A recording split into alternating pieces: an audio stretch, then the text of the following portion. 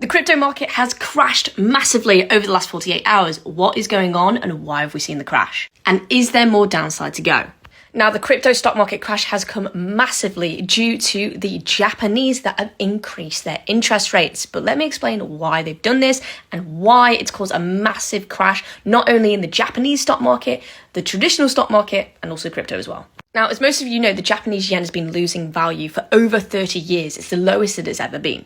And the Japanese have consistently kept interest rates at zero.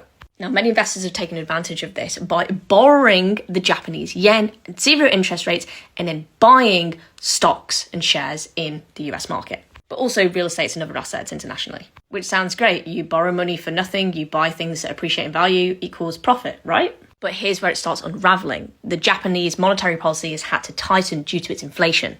So the current carry trade that people are doing at the moment is unraveling.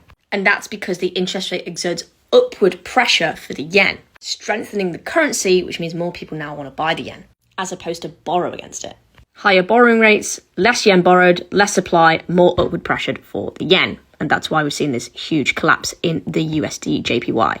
Now, because the yen is so much stronger now, you now owe more than 10% in USD terms just over the last few weeks. And that is why the stock market is crashing, because people need to sell their assets to then pay back the loan. And that is why we're seeing a massive sell-off in assets. And then obviously the added pressure to the retail being really fearful right now is adding to that. And people are panic selling. Now, here's where the opportunity lies. Long-term crypto, we're still bullish. We're still up on the yearly. We're 80% up on Bitcoin, 30% up in Ethereum. This is the perfect opportunity that if you're liquid and you've got cash on the side, you can buy Bitcoin at a fire sale of a price. If in doubt, zoom out. When the crypto markets are red and fearful, this is when you should be greedy.